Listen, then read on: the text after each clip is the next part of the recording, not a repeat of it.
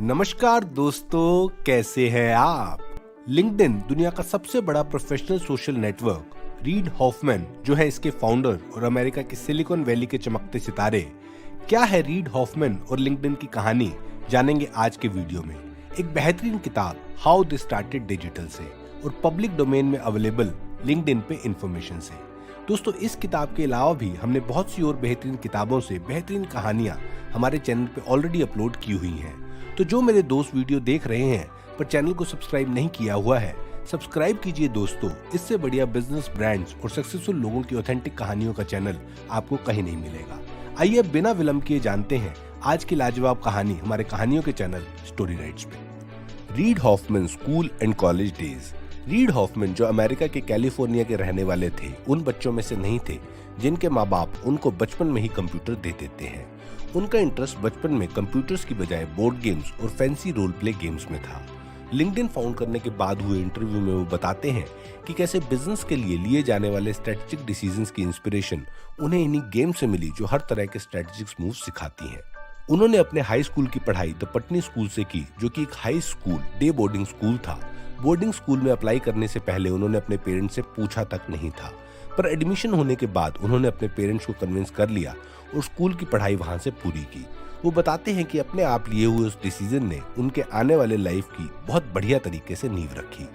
उसके बाद की पढ़ाई उन्होंने स्टैनफोर्ड यूनिवर्सिटी और ऑक्सफोर्ड यूनिवर्सिटी से की, जहां उनकी पर्सनैलिटी ने ट्रू शेप ली। जब वो ऑक्सफोर्ड यूनिवर्सिटी में फिलॉसफी पढ़ रहे थे, जहां वो ये सोच के गए थे कि वो आने वाले समय में एक प्रोफेसर बनेंगे, पर करीबन 1 साल के बाद उन्हें ये रियलाइज हुआ कि ये नहीं है जो वो करना चाहते हैं, बल्कि उनके पास टेक्नोलॉजी बेस्ड बिजनेस स्टार्ट करने के लिए कुछ एक्सीलेंट आइडियाज थे। वो उनके अराउंड खुद का बिजनेस स्टार्ट करना चाहते थे। उन्होंने अपने कॉलेज के नेटवर्क को यूज करते हुए 2 वेंचर कैपिटलिस्ट से मीटिंग फिक्स की, जिस मीटिंग में दोनों वेंचर कैपिटलिस्ट ने रीड के सजेस्टेड आइडियाज को फंड करने के लिए आउटराइटली रिजेक्ट कर दिया। उन्होंने उसे कहा कि सबसे पहले उन्हें खुद का कुछ प्रोडक्ट क्रिएट करना चाहिए, उसे सेल करना चाहिए और फिर एक्सपीरियंस होने के बाद उनके पास आना चाहिए। इस मीटिंग के बाद उन्हें ये क्लियर हो गया कि उन्हें सबसे पहले एक्सपीरियंस कलेक्ट करना होगा और वो एक्सपीरियंस वो कुछ इनोवेटिव कंपनीज में काम करके इकट्ठा कर सकते हैं। Reid worked at Apple and co-founded PayPal. साल 1994 में उन्होंने एप्पल कंपनी ज्वाइन किया, जहां उन्होंने करीबन 2 साल काम किया, जिसके बाद अपने नेटवर्किंग स्किल्स यूज करके उन्होंने एप्पल कंपनी छोड़कर फिजुत्सु कंपनी को ज्वाइन किया। उनका विजन बड़ा ही क्लियर था, करना वो अपना खुद का कुछ बिजनेस ही चाहते थे, पर क्योंकि किसी भी बिजनेस को स्टार्ट करने से पहले एक्सपीरियंस होना बहुत जरूरी होता है, तो वो इन कंपनीज में काम करके वो रिक्वायर्ड एक्सपीरियंस और स्किल्स इकट्ठा कर रहे थे, जिसकी उनको अपने बिजनेस स्टार्ट करने के लिए सख्त जरूरत थी। रीड बताते हैं कि कैसे उन्हें एप्पल में काम करते हुए उनके लाइफ की शायद सबसे बड़ी इंस्पिरेशन मिली कि उन्हें एक ऐसा प्रोडक्ट स्क्रैच से डेवलप करना है जो लोगों की जिंदगी में कुछ बदलाव लाए या उनकी मदद करे। जब उन्होंने अपनी जॉब छोड़ी तो उन्होंने अपना पहला वेंचर एक सोशल नेटवर्क सोशल नेट के नाम से शुरू किया। उनका ये सोशल नेटवर्क अमेरिका से शुरू होने वाली शुरुआती सोशल नेटवर्क कंपनीज में से एक था, जिसका ऑब्जेक्टिव था बिना फिजिकल वर्ल्ड में जाए आप कैसे कंप्यूटर से ही अपने इंटरेस्ट के लोगों को ढूंढ सकते हैं और उनके दोस्त बन सकते हैं। क्योंकि इस बार उनके पास कंसीडरेबल एक्सपीरियंस था और एक प्रोडक्ट भी, इस बार उन्हीं वेंचर कैपिटलिस्ट ने उन्हें मना नहीं किया बल्कि फंडिंग दे दी और उन्होंने अपना लॉन्ग टर्म विजन, अपना खुद का प्रोडक्ट क्रिएट करने का विजन को पूरा करना शुरू किया। 2 साल सोशल नेटवर्क पे काम करने के बाद उन्होंने नई टीम बनने के बाद उस प्रोजेक्ट को छोड़ दिया, क्योंकि नई बनाई हुई टीम के साथ उनका प्रोजेक्ट उस डायरेक्शन में नहीं जा रहा था जहां वो उसे ले जाना चाहते थे, तो उन्होंने इसे छोड़ना ही ठीक समझा। उस समय उन्होंने अपने एक स्टैनफोर्ड के दोस्त पीटर थिल से बात की, जो कि पेपैल के फाउंडर थे, जिन्होंने ऑलरेडी रीड को पेपैल के बोर्ड में शामिल किया हुआ था। पेपैल उस समय एक बहुत ही हॉट स्टार्टअप था जो ऑनलाइन बैंकिंग सर्विसेज प्रोवाइड करता था। उन्होंने रीड को नई कंपनी स्टार्ट करने की बजाय पेपैल में बिजनेस डेवलपमेंट डिपार्टमेंट के एग्जीक्यूटिव वाइस प्रेसिडेंट की पोजीशन ऑफर की, जिसे उन्होंने एक्सेप्ट कर लिया और उन्होंने इस तरह पेपैल के साथ एक्टिवली काम करना शुरू किया। The birth of LinkedIn. जब रीड पेपैल में काम कर रहे थे तब इंटरनेट अपने इवोल्यूशन की अर्ली स्टेज में था। उनका ये मानना था कि इंटरनेट बिजनेस और बिजनेस प्रोफेशनल्स दोनों की ग्रोथ में बहुत इंपॉर्टेंट रोल प्ले करने वाला है।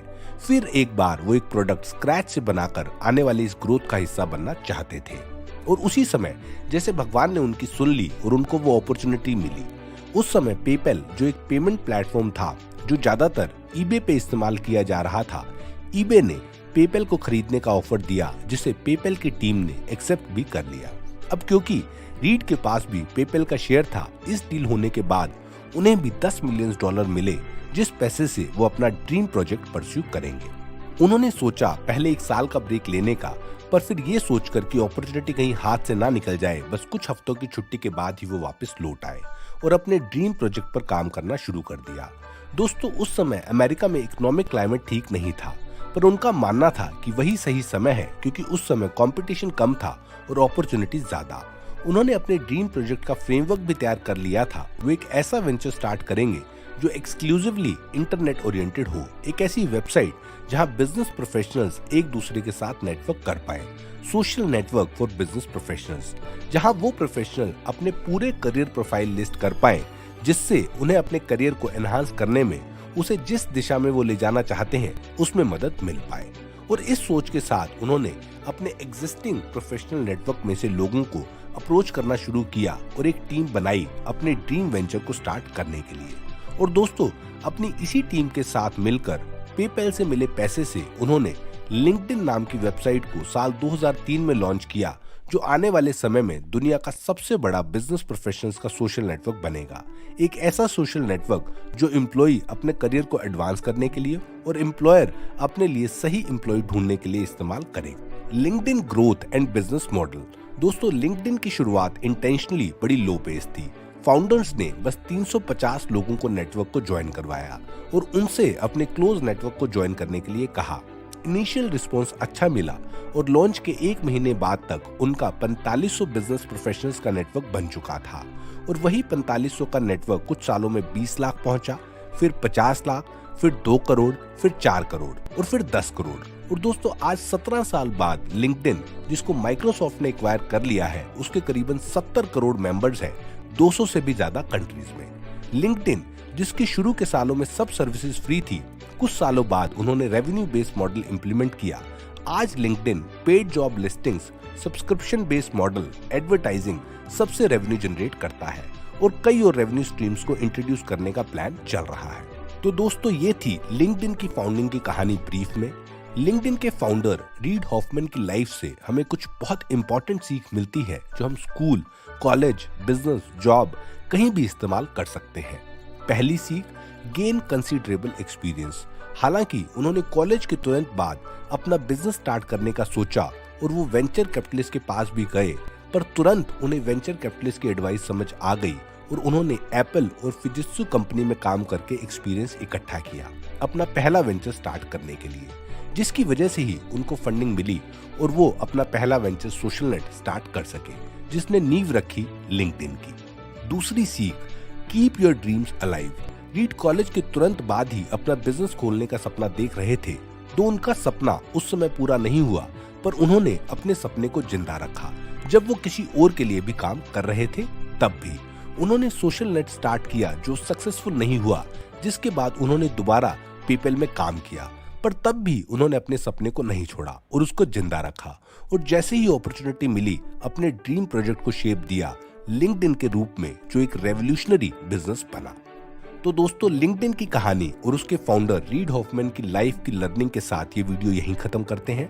अगर आप लिंक्डइन की तरह कुछ और सक्सेसफुल डिजिटल इंटरनेट बिजनेस और उनके यंग बिलियनियर की लाइफ स्टोरी जानना चाहते हैं तो ये बुक जरूर पढ़ें, लिंक डिस्क्रिप्शन में दिया है, आज ही खरीदें। दोस्तों, अगर आप इस किताब के अलावा जितनी भी किताबों पे मैंने अब तक एनिमेटेड वीडियोस बनाए हैं वो एक्सप्लोर करना चाहते हैं और खरीदना चाहते हैं, तो स्टोरी राइट्स के एक्सक्लूसिव Amazon स्टोर फ्रंट पर जाकर खरीद सकते हैं। लिंक डिस्क्रिप्शन में दिया है। ज्यादा से ज्यादा बुक्स खरीदिए और पढ़िए, क्योंकि स्टोरी राइट्स चैनल का ये विश्वास है कि ये book can change your life. Video पसंद आया तो उसे लाइक कीजिए, कमेंट करके बताइए और डिजिटल बिजनेस के नाम जिनकी कहानी आप स्टोरी राइट्स चैनल पर देखना चाहते हैं। शेयर कीजिए इस वीडियो को अपने सभी फ्रेंड्स एंड फैमिली के साथ। और सबसे बड़ी बात, अगर आप वीडियो देख रहे हैं पर आपने चैनल को सब्सक्राइब नहीं किया है तो चैनल को सब्सक्राइब करना और नोटिफिकेशन बटन को प्रेस करना बिल्कुल ना भूलें। दोस्तों, इंटरेस्टिंग अपडेट्स के लिए स्टोरी राइट चैनल के फेसबुक पेज को लाइक और इंस्टाग्राम पेज को जरूर फॉलो करें, लिंक डिस्क्रिप्शन में दिए हैं। बहुत बहुत धन्यवाद दोस्तों ये वीडियो देखने के लिए। जल्दी ही फिर लौटूंगा एक और अमेजिंग कहानी के साथ, तब तक के लिए अलविदा।